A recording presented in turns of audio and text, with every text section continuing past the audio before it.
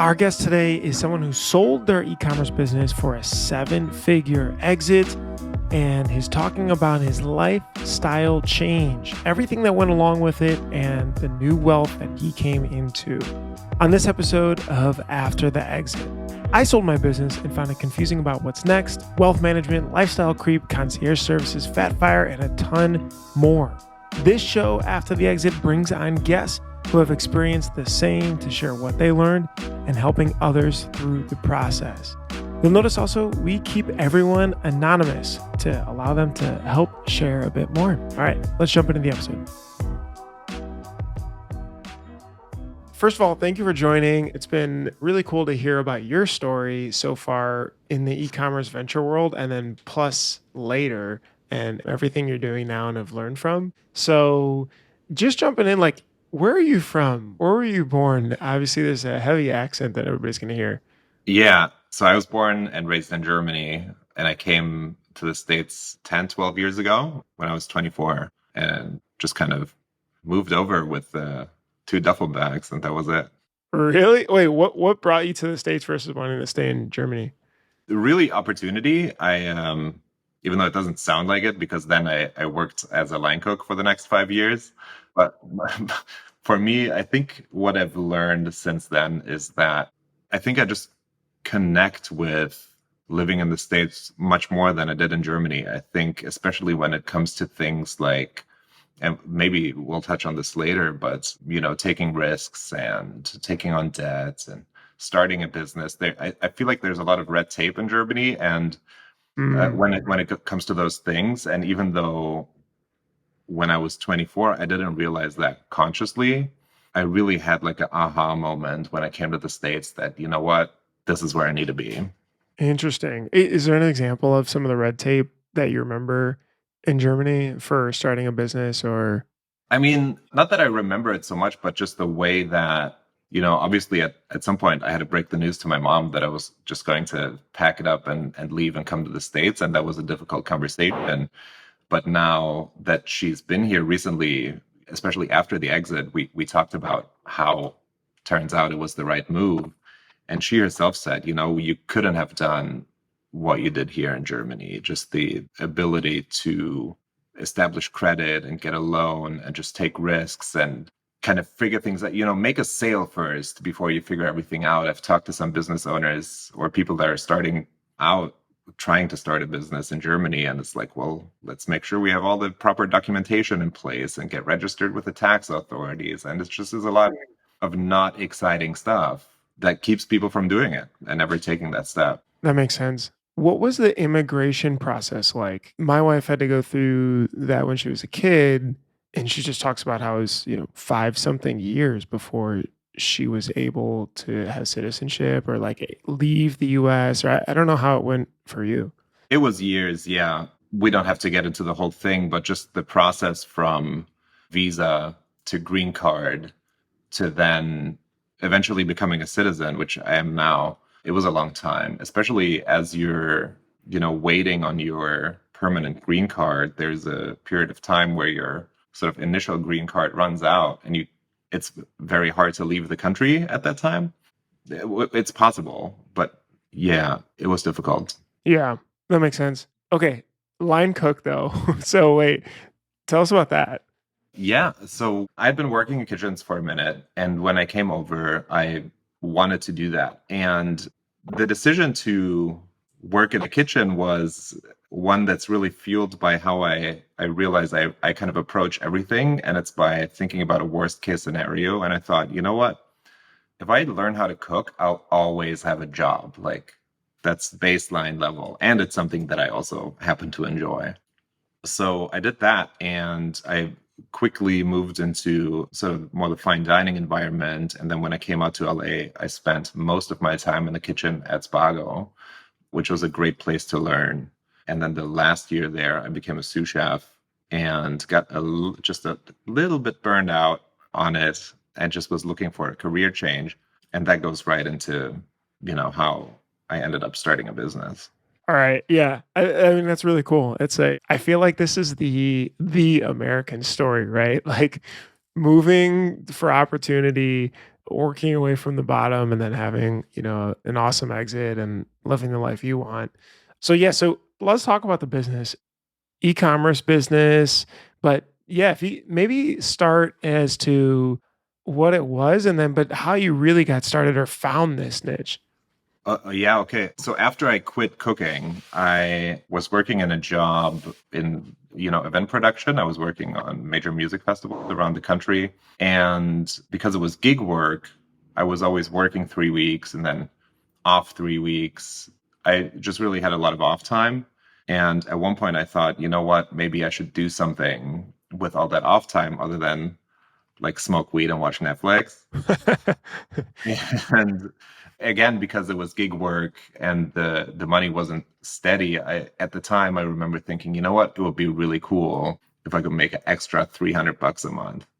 And at the time, my girlfriend had been, selling some vintage clothes online, and she was making jewelry that she was selling on Etsy. And initially, I thought, you know what, maybe I'll just help her do it because she had a day job and she had kind of neglected it. So I thought, I can make some listings and take some photography and all that stuff. And then very quickly realized that that wasn't really what I wanted to do. But I did know, whatever I was going to do, I would have to be able to do from anywhere because I was still traveling for work. And so somebody in a friend circle had found out that that's what I was looking for. And they just sent me a random text like, hey, you should Google Amazon FBA. And when you do that, at least at the time, I think this was 2016, you find a lot of videos on YouTube going, this is how you can make $20,000 a month, like 1 hour of time. And it's just a site. And I just thought, okay, it's a scam for sure. Yeah. Well, those are still there too. Yeah, I guess Maybe even so. more so now.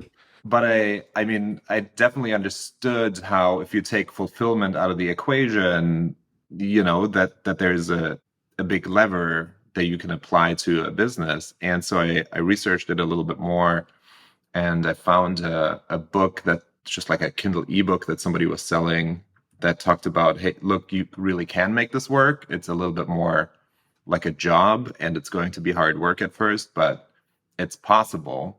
And that's when I thought, okay, I'll give this a closer look. And what this person in their book was talking about, and people still do this, is this concept of like retail and online arbitrage, where you go around stores like Marshalls and Target or whatever, and you find things on sale that you can flip for a profit on Amazon.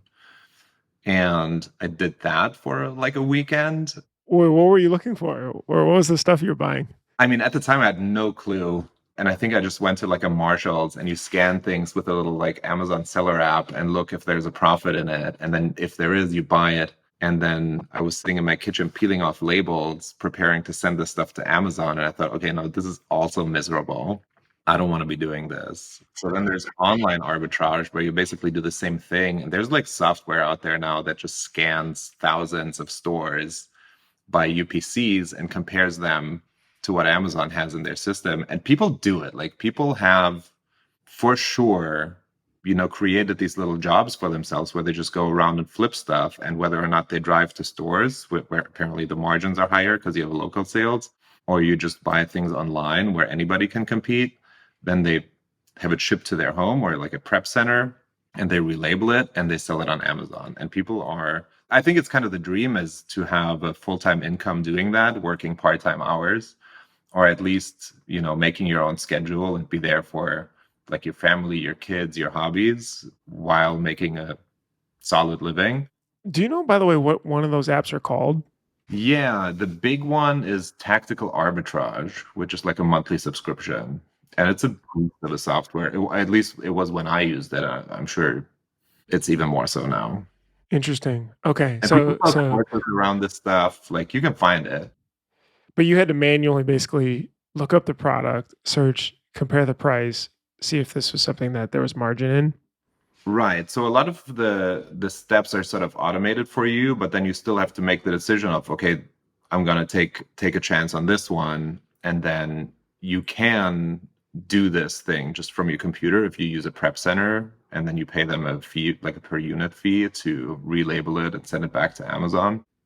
But yeah, you can do that from your computer, and I was doing that for a minute, and then the next step with that was to, because you'll find products that you can make a profit on, and then you'll try to rebuy those same products, and then you think, man, wouldn't it be nice if I could go straight to the manufacturer?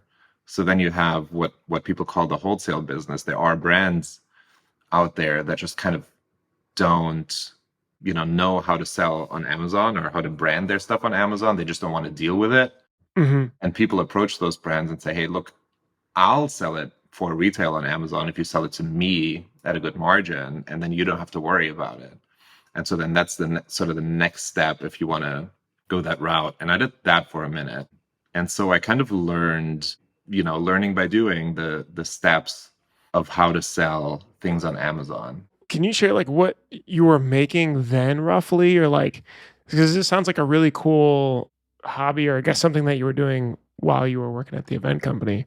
Yes, at that time, I wasn't really paying myself. I was certainly keeping track of profit, but because it was totally like I started this business with like a credit card that had a promotional APR period and a $5,000 limit, and I just bought like I think it was action figures and some other stuff that I maxed out the credit card. And again, this comes back to like my worst case thinking. Okay, if this just doesn't work, can I pay off these $5,000 in the next 18 months? Okay, I think I can manage. I'm going to just take this risk.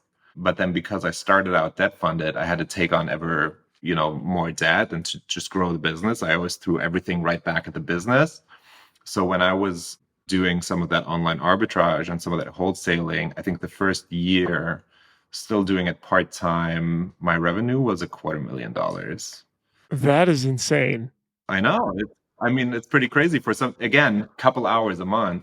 Yeah. And that's when I had the realization, okay, look, if I just make that jump, I probably can get to $1 million in revenue. Do you remember what the margin was? Because I'm thinking, right, you're buying stuff and coming from the software world, it's obviously different. I'm gonna say it was probably, I mean, again, the arbitrage thing would pretty random. A lot of things you would sell, at 100% ROI, and then some of them you would sell at a small loss as well. But over time, I want to say it evened out to maybe like a 30% margin.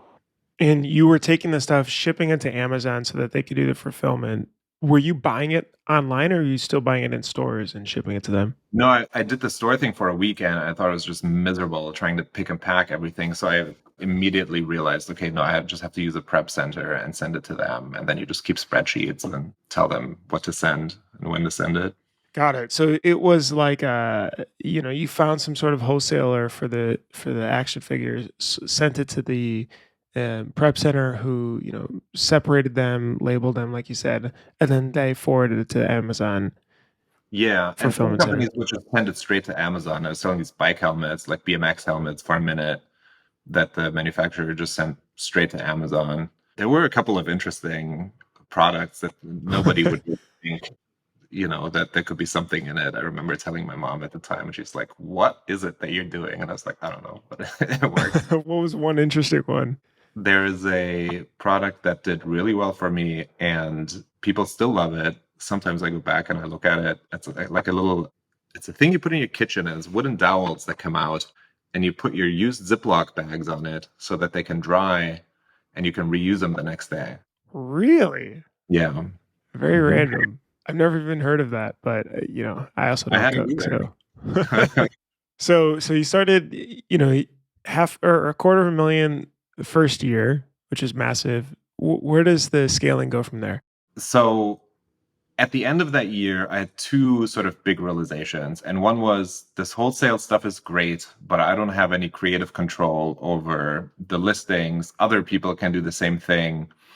And I think I'm better off selling my own branded stuff. And so then private label was sort of the obvious next step that people were talking about. And at the same time, I realized, like I said, if I just did this full time, I can get to 1 million. Again, that was a really crazy number in my head at that point. And so at the end of 2017, I decided 2018 was going to be full year. I'm just doing this. And something happened at the same time. And this is where people might end up just looking it up. But I've been a record collector since I was a teenager. And at the end of 2017, I was looking to buy some record sleeves for my record, these plastic bags that you store your vinyl records in so they don't accumulate dust and dirt. And I just thought to myself, look, where do I buy these? I haven't seen them at the record store. Maybe they'll be on Amazon. And then because I've been on Amazon selling just random stuff for a while, I knew when I typed it in and the search results were loading that people are selling these things. One, there's demand for them, and the branding overall is completely horrible. So I thought, okay, let me just try this out. Like literal light bulb went off, and I got out and I got some quotes from suppliers in China and Taiwan, and they were able to make them for super cheap. And I placed a test order. I started a little design contest on 99 designs for the product packaging. I just went with one. It cost me $500, and that test order sold out in a month. Wow. Do you remember how many? What was the quantity for that, or how many you ordered from I think it was China? two variations, probably 1,000 of each. And it was just wild. So then immediately I knew, okay, this is fantastic. Plus, I did make some improvements to the product that was already on Amazon by using a different material. And people loved them. Like I got tons of crazy reviews and good feedback. So then in 2018, I just went full blast into this record collector niche where I launched more sleeve variations, a couple of record cleaning brushes and cleaning kits and things like that. And then I It was off just to the races. I scraped that million revenue goal that I had at the beginning of the year. That was year two. I mean, that was year one full time. So year two of selling, yeah, but year one where I was doing it full time. Holy cow, that's incredible. Was this all natural sort of Amazon SEO that the products were being found on? Or, I don't know a ton about selling on Amazon, but it seems like there's paid ads, but there's also this sort of search engine-ish aspect of it. Yeah, so I mean, it's pretty easy to get in front of customers' eyes on Amazon by just paying for the ads that put you on top of the search results. And then depending on how much competition there is in a niche, you either have to pay a lot or very little for those ads. And because when I started, nobody was advertising these products at all. I was able to be top of search right away. It was like almost like a blue ocean type situation. And yeah, it ranked really very quickly. So I really got lucky in a way in finding that niche and just realizing that this is what I'm going to do. Very cool. All right. So when did someone come along looking to acquire the company? So there's a bigger picture there, and that is what everyone is sort of talking about now, or the consequences of, and that is that the pandemic happened. And in March 2020, there were 2 weeks where I think everybody thought, okay, this was it. I'm just going to end up on the street. Business not Yeah. having, like, there's no sales. You just log in and it's like, oh my God. And I applied for a EIDL loan, just not knowing what was going to happen. But then after those 2 weeks, business started picking up, and e-com, everybody was shopping online. Everyone remembers that. And then in my niche, record collecting is a very, very indoor hobby. And I know that I went through my records and, reorganized everything. So it was like a double boon. Plus people are having stimulus checks. 2020 was really like a gangbusters year. So just to put this in perspective, my first year, 2018, I did $1 million in revenue. The second year, it was 2, and then in 2020 it was 4, Wow. or just over 4. So it basically doubled every year. And the cool thing was, when business was when I thought it was over and I applied for that EAL loan, by the time I got the funds, business was so crazy that I thought, okay, this all goes into new products and inventory, and let's just go, balls to the wall, put it all back in the company and in the business. By the way, was this just you or was there a team? So it was me. I had a VA in the Philippines, and I had a customer service VA that was in the States. Got it. Okay. So margins must have been very good, it sounds like. Although you are pouring back into inventory to buy to sell in the future, though, here, huh? Yeah, and I mean, I was pretty conservative with what I paid myself, so I was able to grow the business. I don't know. This is the German in me that's just cut expenses, and Yeah. I was doing pretty lean ship. But yeah, and the other thing that happened in 2020 is there was a lot of money going around, or a lot of institutional money going around as well. So what had started a little bit before then was in the Amazon space, these companies formed that we call them aggregators, and they're basically these little private equity shops that go around and buy Amazon brands that are doing well and then consolidate back office and just, Do a roll up. Got it. so what had started as a trickle with all that money that was coming into the market, at the end of 2020, there were maybe dozens of these companies. By the middle of 21, there was probably 100 or more, and they were buying up every business. And somebody had cold emailed me, I think in late 2020, going, I want to buy your business. And I had never even thought about it. Like, I didn't even know it was possible. Yeah, that's how I felt too. Yeah, things are going well and you're paying yourself, and I wasn't working too much. Like, if you have things streamlined, I was working a couple hours a week, so I was basically almost living the dream already. And then somebody goes, we want to buy your business, and I kind of just told them to fuck off. Did you respond to it or did you just ignore it?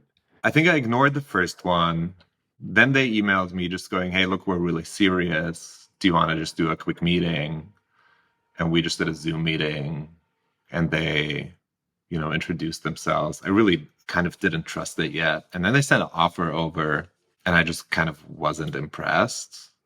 And then I told them no, pound sand. Hard to get. And they came back 2 weeks later with another offer. And at that point, I was like, You thinking about it? you have to think about it now. What percentage higher was the second offer from the first one? I want to say it was 50% higher. Significant. Got it. Yeah. That market was really heating up at that time already. And then I just got really lucky. I was using a bookkeeping firm that I'm happy to shout out. They're called Bookskeep. Books Keep. Yeah. And they're specializing in, Yeah, bookskeep.com. yeah, they're specializing in e-commerce books. Every e-commerce seller, especially when they're growing rapidly like I did, you're always sort of walking this fine line between inventory and cash flow. And it can get really confusing if you don't have somebody kind of holding your hand. And just a little bit, like, my background was the kitchen. Like, when I started the business, I didn't know how to make a spreadsheet. Like, I took an online course on Google Sheets just to learn. You're Google Sheets certified now. I didn't make it. I just It's on their resume. the 3 modules that I needed. Yeah.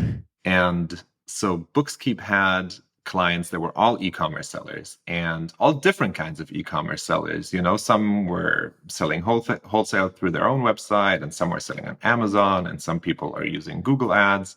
And what they thought was, why don't we create these little trusted circle mastermind groups where we put 4 or 5 sellers together that, they all can sort of learn from each other. And when I was getting the offer around that time, we had just started with one of those mastermind groups. And so I was telling those guys about it.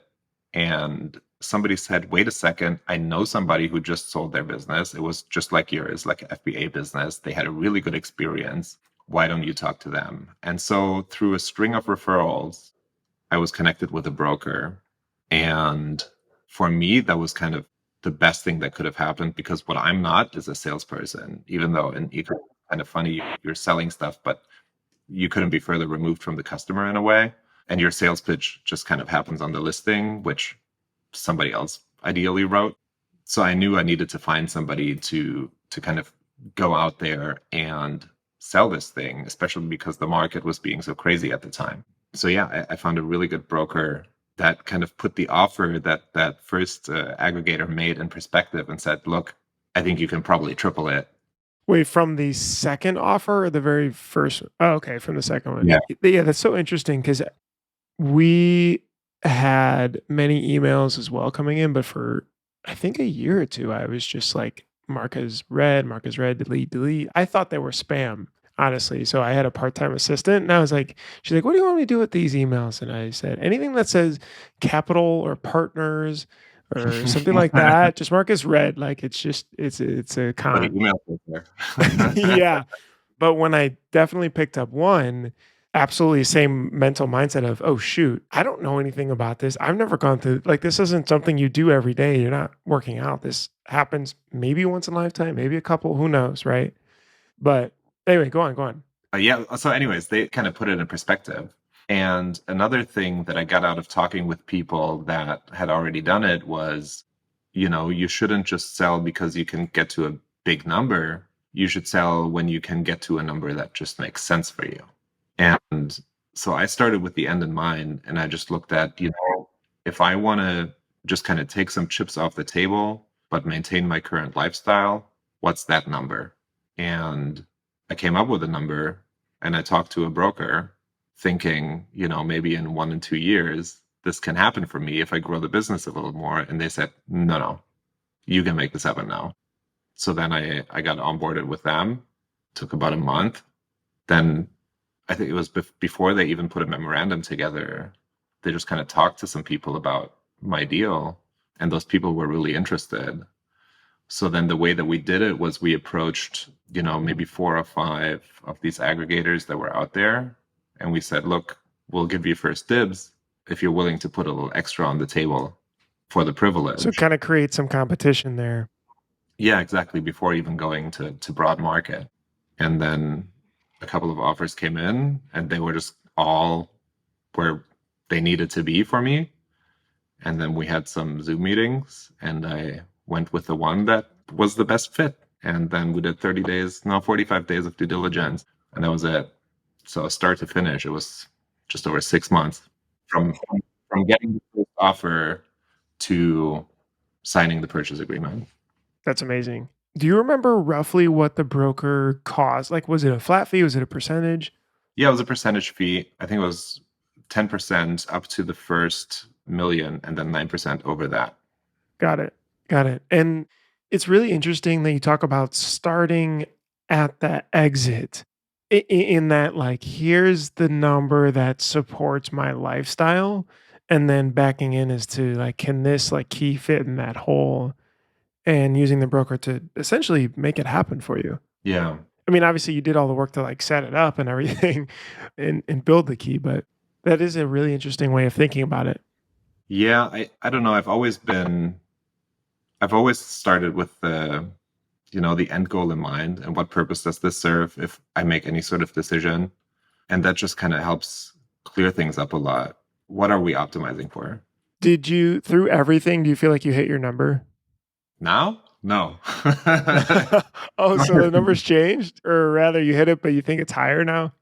Well, what I didn't realize is that my drive doesn't just stop after you hit some magical number, and that's probably the biggest takeaway from the whole experience. I just kind of thought, you hit the number, go with 3% safe withdrawal rule, and just live happily ever after. But that's just not how it goes, at least for me. Yeah, you're hungry for something else. I wanna talk about that and, like, some of the lifestyle and stuff around that because that's really interesting too. Do you first due diligence process, how was that?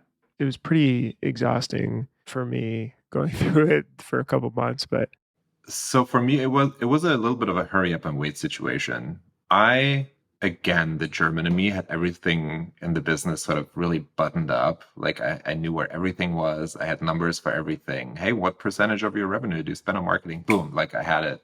I had it all everywhere. And there was a couple of things that I just had to, clean up or, get taken care of.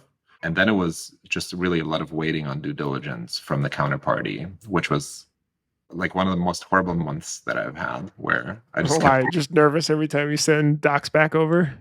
it's just gonna fall apart. They're gonna find something that they don't like. There's a new competitor that just started next like 2 weeks ago, and I don't know. I just wouldn't let myself believe it, I guess. Are you able to share or like a rough range or figures or something around, you know, acquisition or the number you were at to give a sense? So I'm happy to talk about that. I think in look, I'll first of all say I didn't come into like a crazy amount of money. Obviously, that's kind of relative, but it really is just that I live in like a nice little house in Los Angeles. I don't have a really crazy lifestyle, and I'm now able to kind of support this through the acquisition or the exit rather. I did sell the business into a really, really hot market. If you look now, it's completely tanked. And I think the multiples that are going out in the space are like 1.5 to 2.5. And the multiple of EBITDA that I was offered was over 6. So that just kind of, and that's with earnouts included. With one of them, we already didn't hit in this economy. But it just goes to show how kind of crazy it was. Wow, interesting. Like for a rough idea, is it like 7-figure, 8-figure? And of course, you could just be like, decline. But We're in the 7. got it. Okay, cool. And so when you hit this, and you talk about this was your number, where do you feel like your number is now? Well, I mean, now, Oh, and you talk about also earnout. Actually, I'll ask you that after. So yeah. So talk about this number shift. well, now having learned, what I did in the past year and a half since the exit was that there probably isn't a number that's ever going to be like, okay, like made it. I think what really mattered to me was, as while I sort of still held the reins in the business, I always saw an avenue. Okay, we're going to do this next, and then the business is going to grow from this, and then we're going to launch another product, expand into another market, and that kind of all went away. And I didn't know that was really kind of the important thing, just to have that sort of opportunity for growth in the business. Like, when one of my big like maxims when I started the business was, you either grow or you die. And so I always had this drive to find some avenue of growth. And then, after the acquisition, that it kind of went away, but I just needed it. And I still do. Interesting. That probably isn't true at some point anymore. The growth probably takes a different route. It doesn't have to be monetary. Did you ever think about moving? Because you said you're in Los Angeles. So did you ever think about moving for lower taxes when you sold? For lower taxes, no, I don't think so. Certainly, as anybody would, and anybody who lives in LA has thought in the last 2 years at some point about moving. If you look at the property market elsewhere in the country, it just can feel sometimes like maybe you're not getting a lot of bang for your buck living here, especially when you look at home prices by square foot. So yeah, certainly thought about it, but I don't think it's going to happen. Would you have sold again if you went back, or would you have held longer? No, I would have done everything exactly the same way. I mean, I got extremely lucky with timing Yeah. on when I sold the business. I got extremely lucky that everything went so well, because I know a lot about this stuff now, but I really didn't when I signed the purchase agreement. As far as the acquisition process or what? Yeah, the acquisition process, what does the market look like? What's realistic? And I mean, a lot of things have changed since then. And it's just been a continuous learning just about, acquisitions, macroeconomics. That's just been a really whirlwind. Yeah. What is your thoughts on, or first, right when it happened, did you buy anything cool? I did, yeah, not buying. I think we just took a very nice trip to Hawaii right away. Which island? We sort of had this target date of closing the deal on the 1st of June in 21. And then we ended up closing on the 15th or 16th, I think, which was the day of the flight. So it was really just a crazy whirlwind of a day where I go to the gym thinking this is never going to happen today. I'll just have to do it next week when I'm already sort of on vacation. And so went to the gym, and then everything happened on the back end where lawyers were sending documents back and forth. And I got out of the gym just sitting in the changing room, and I have like missed calls and texts of going, everyone is waiting for your signature. What are you doing? So I just docu-signed it right there, like in my sweaty workout clothes, went home, got on the flight, and just slept for like the entire flight. When did the wire hit then when you're at the gym? No, it was like 4 days later. Okay. How did that feel? International wire. Pretty unreal, to be honest. It was really, really unreal. Obviously, like, you're checking your bank account the entire time. Yeah. Hitting refresh. But then, yeah, it was a Friday when we signed, so it didn't hit till Monday, I think. So That's cool. You're like, wow, is this real, or It's pretty unreal. And then you just start thinking about like, oh man, I really should get a better password for my bank account. First name exclamation mark or something, dollar One, sign is not going to one, two, cut three it. password, yeah. So bought a trip. Any other cool things? Like I don't know. Some people I've heard do our watches or Yeah, it took a couple of months, but I sold my Dodge truck that I had and bought a BMW. nice. That's awesome. Do you have any regrets with it all? Like one thing I was always thought about is did I maximize the value just because I didn't necessarily like I felt great, but at the same time, were there things that I missed or didn't do potentially to have optimized that? And maybe it sounds like greedy, but it's like also that's how I'm always thinking about it is more opportunistic. I try not to. Of course, sometimes you think about, what could you have done? But then a lot of those things you only would change now because you have that hindsight. Could I have gone out and, presented this deal to 30 companies instead of those five that we approached? Sure. But then, I don't know, at the end of the day, I don't really optimize for maximizing value. I optimize for maximizing sleep. So I just want to be able to go to bed at night. I just try not to think about it Okay, so what about your lifestyle? Has that changed after? a little bit. And it really is mostly in small ways where I just like everyone has sort of a worry free number where they go, okay, this $5 latte, I don't care. I'll just, spend the money and not think about it. And a lot of the I would say like convenience spending where it's like, no, just pay the money. Just don't think about it.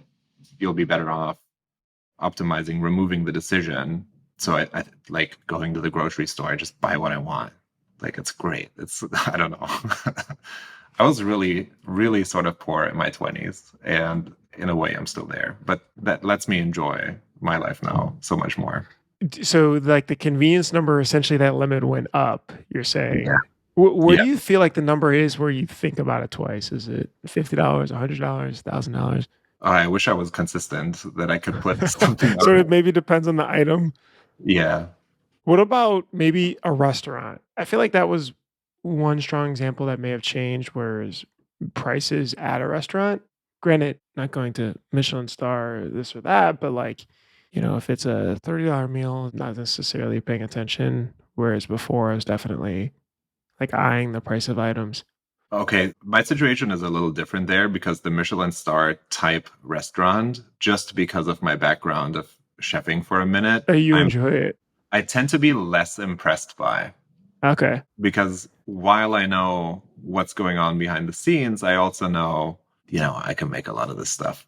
I gotcha. And then also, like at the heart of it, I'm a really simple guy, and my favorite food is like a breakfast sandwich. Okay, so is there like an item that you've noticed maybe that you buy that you didn't used to care about, or you did care about the price, but now you don't? No, I also don't spend a lot of money on clothes. Like it's basically just like sweatpants around the house all day for me. Got it. So, yeah. So it sounds like it's just like the more minute things, like you mentioned, lattes or things like that. That's just yeah, sure, get it. Yeah. What about investing? So wire hits, you take it easy. There's a breather. You mentioned there's an earnout, but it's like all right, it's in this checking account. Now what? Okay. So, I mean, again, this sort of went for me with the sort of end goal in mind was let's just put it into index funds and never think about it again and just kind of withdraw a low percentage. That was kind of my thinking about it. When you read about what should you do when you experience a windfall, people say don't do anything for like a year and a half. And I know from my own experience that advice is true. I think for me, what I've learned in order to keep a majority of the money sort of locked up in things like very, very boring index funds, I also have to give myself a small percentage to play with. It's just the price for me of having everything else locked up so that I can kind of play around with more fun investments. And so, all right, so after a year, you started dollar cost averaging, or you just dump it all in? And then what indexes did you pick? So again, I have to say I optimize for sleep. So I know it's something people talk about. I use an investment advisor. She has a small firm. I trust her. We didn't exactly DCA, but we just kind of, I guess not on a daily schedule, but then we did go into the market, and it was a bad time to go into it in the middle of 21. But you know what they say, it's time in the market, not timing the market. Sure. So I see a lot of sort of short-term pain for long-term gain. That's how I try to keep my spirits up, looking at the balance. There is a lot of talk about the using a financial advisor versus not. And obviously, most of it comes around just the fees, but I think you're right. Like, if you want to maximize for not having to think about it much, if at all, especially if you trust the advisor, that's definitely the way to go. Would you have picked that decision again now, going back and having worked with them for a year or so? Yeah, 100%. And again, I don't think it's a like a yes or no on whether or not you use an investment advisor, the same way that it's not a yes or no on whether or not you pay off your mortgage versus investing. It just depends on what kind of person you are. And I know that I just need somebody to kind of throw ideas back and forth, ask, hey, do you think this is a good idea? And then whether or not I agree with them doesn't so much matter. Then, it matters much more having the conversation. That makes sense. Do you remember the indexes too? Like was it S&P 500 type or total world indexes or? It's a lot of different stuff. I don't think I can really get into it with a lot of detail. Got it. Okay. A lot of different stuff. And then, but you did mention that there's like kind of a fun investment portion, like some sort of like single digit percentage that you'll take and invest in other stuff that you like. Yeah. And again, it's like quote unquote fun stuff. So I did put some money in Bitcoin, which was also really terrible timing. But again, it's one of the things I'm still happy that I did it because that forced me to learn a lot about it. And then I put some money in watches as well. I traded up cars, fun things that I think have limited downside. Gotcha. Cool. Crypto does not have limited downside.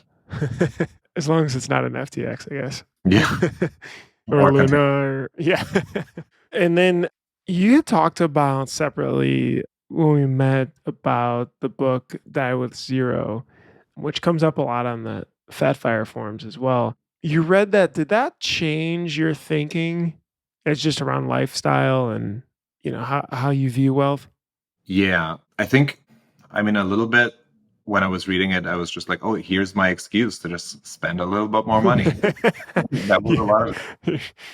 You like sort of ask, it's like asking people to confirm something that you want to do.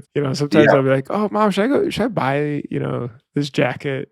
Because I know that she'll be, yeah, you should. exactly. Yeah, we get our like confirmation bias from somewhere else in a way. Right. I really like that book. I think it puts a lot of things in perspective if just add that variable of your own age to the whole equation. And there certainly are things that you can enjoy while you're young, but you can't when you're old. Yeah. So that plus the sort of bring in the concept of, maybe there's not a safe withdrawal rate, but there's a variable withdrawal rate. I don't think I'll be spending as much money as I am now when I'm in my 70s. I don't see it. Is there anything that like really changed it? Like, where it was it like, oh, I'm gonna go buy this experience, or I'm gonna change how I do this every day, or something like that. So when I was younger, I had this wild dream of one day being able to just travel the world for a year. And I never kind of had the means to do it. And then when I did, I had almost sort of forgotten about it. And I always kind of pushed it in the back of my head. It's like, yeah, but now I have the business and it's all of these excuses. And when I read that with zero, suddenly realized, hey, you know what? I don't have that excuse anymore. So I just sat down and just kind of calculated, hey, worst case scenario, if I wanted to do that, what would it cost me? Is that a life-changing amount? Is it a life-changing experience? No? Yes? I think I probably should start thinking about doing it now. So I did make some loose plans, and I think it's it's likely to happen in the future. Wow. All right. That's awesome. All right. So shouts out to Diet with Zero. I'm starting to go through it finally. So I'm excited to keep rolling. All right. So, and then the last part here is just looking forward. It sounds like you're still pretty hungry. Did you have to take a break to sort of cool off and then now you're fired up again? Or was it always you just move forward and, you're pushing forward again or what? So I took a really short break. I think it was like a month or two. Were you burned out before that? No, I think I just realized I needed to just, hey, I'm a very big on like self-discipline because I know I'm at the bottom of it. I'm just a kind of a lazy guy. So I make myself get up at 5:30 and then I just do my workout and then I get into work and then I get it all done because the later it gets in the day, I know if something happens after 2 and I'm like, now I have to do, I just am not very likely to do it. So I took a month or two off where I was just like, I'm just going to sleep in and, not worry about doing anything for work. And I'll check my email once a week and do all that stuff. And then realize that that just doesn't do anything for me. I'm really kind of happy waking up at 5:30 and doing my thing and getting in there. And I didn't wait very long. I think it was, in fact, during due diligence that I realized, you know what, I don't have a paycheck coming in. I should probably start something new. And then I did just very small scale bootstraps, same thing, selling stuff on Amazon. Has the traction been going pretty well with that? It's been good. So it kind of took a little while to heat up, but then just having come out of Q4, it was very, very good. And if I can just keep things on the same timeline that they were, with the first business, I'll have another exit in 4 years. Do you So feel like now though you can run it so much better in a way where you can I don't want to say waste less time, but it kind of is, right? Where you've been through it and you don't have to definitely. trial and tribulate. Yeah, no, I mean, a lot of the sort of mistakes that I made the first time around, I don't have to repeat. I already know, the partners and the agencies and the type of people that I want to work with. I don't have to waste any time. And I don't have any capital constraints this time around, which first time around was just how much more of a loan can I get? Makes sense. All right, cool. I think that's those are all the questions I had. I appreciate just being super honest and of course congrats on all of your success here because I think opting for I had the last thing was where can people follow you, but I'm gonna keep since we're gonna keep it anonymous, I'll just leave it at that. For So sure. And I also don't put out anything. So I noticed that Googling you, so there was really nothing around. no reason to follow me. I All just post right. people read on my Instagram. Well, appreciate it and thanks for the time. Yeah, thank you.